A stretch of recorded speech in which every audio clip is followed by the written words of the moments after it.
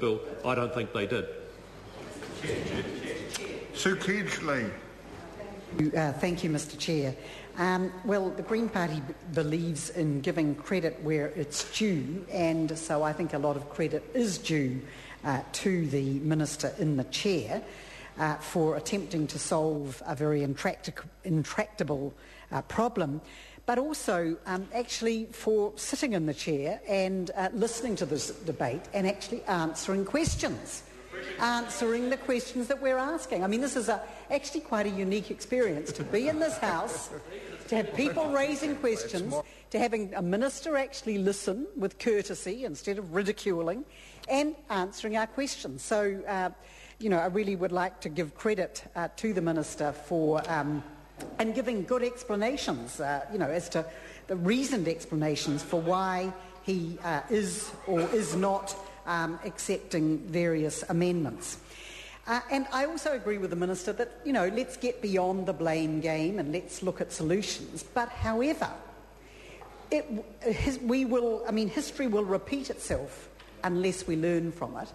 And I do want to just take a moment to look at the history of this thing. And it's not actually a blame game, because it's not sort of attacking National or attacking Labour, because actually the 1991 Building Act was passed unanimously by both National and Labour parties, because at that stage, sadly, there was no Green Party in Parliament.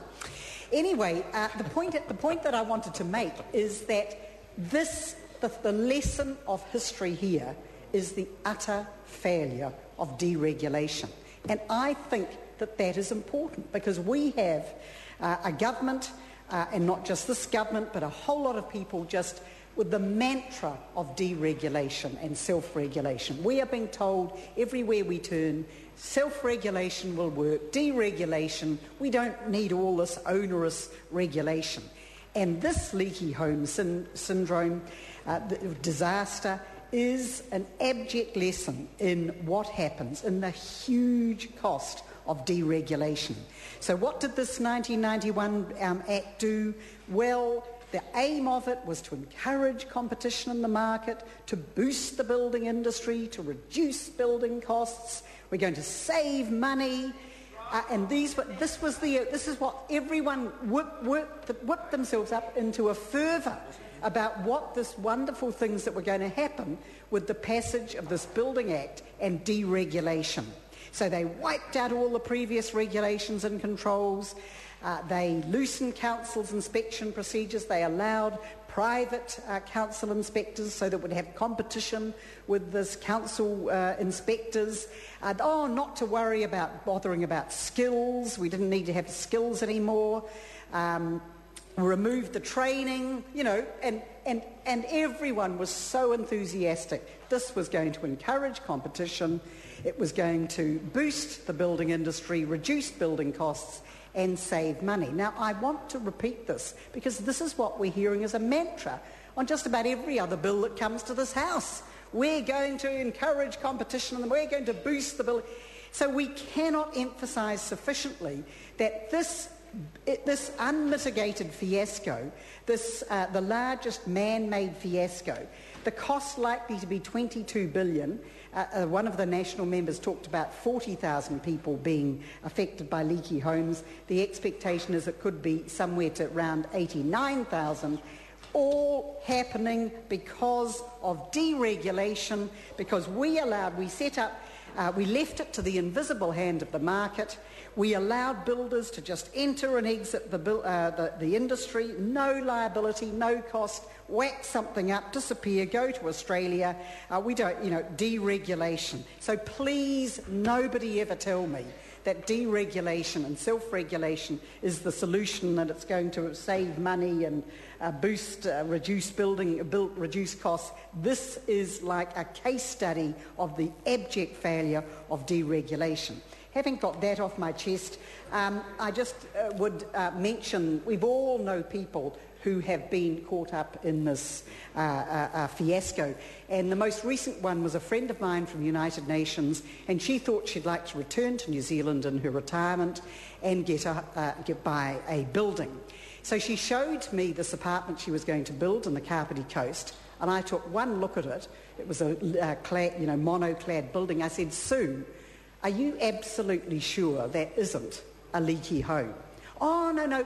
And her brother-in-law was a real estate agent, and he checked it all out, Mr. Speaker. Can I just finish my story? Sue, thank you very much. So he checked it out. So but then when I said, look, please get it checked out, this could be a leaky home. So she went off and she got somebody in to come in and who absolutely assured her, this was an independent consultant, this was not a leaky home. Well, she had owned that apartment for less than 6 months before the grim news came in that it was leaking like a sieve. And so this was only a few years ago, and here we had this independent contractor who absolutely assured her that it was, that it wasn't a leaky home, and of course it was leaking like a sieve. Now, the minister, because we've got this minister who is, to my great admiration, answering people's questions, I have a question for him, which is that, yes, I understand what you're saying about a time frame, and yes, you can't have an indefinite time frame, but what we heard a lot about are people who had houses built in the 90s, some estimating it could be, 15 to 20,000 that are going to fall outside the time limit. So I can understand that you set a limit of whenever it is that, that you can't do it after this particular time. But why are we excluding people in the 90s who had a house built and who will miss out? So that was, one of those things, and it does seem incredibly arbitrary. I understand that what you're saying, that there does need to be a time limit, but please, why not at least allow those in the 90s to be included, not excluded from the package? I strongly agree with Phil Twyford about the multi-dwelling homes. This was the Minister wasn't actually in the Select Committee to hear the submissions, and we were told how there's about 5,500 people in multi-dwellings who won't be eligible. The body corporate, it's going to be very difficult for them to be eligible.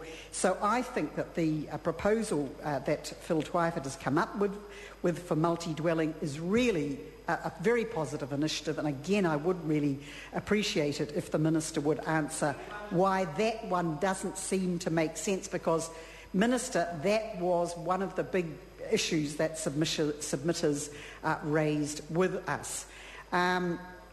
I was very pleased also to hear that the Minister actually acknowledged Stachybotrys can kill people.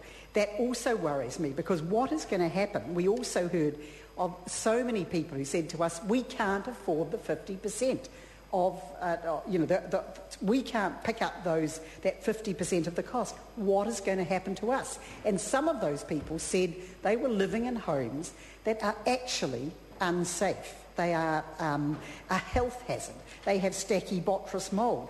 So what are we going to do? Fantastic that we're providing some sort of solution, but what do we do for those poor people who simply cannot raise a mortgage or whatever for that 50%, cannot get the bank to guarantee or whatever? What are we going to do about those?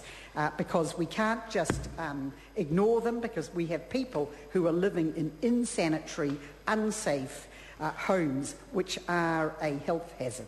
So, yes, congratulations to the Minister and to the Government for coming up with a package. I understand that it is extraordinarily complex, extraordinarily difficult.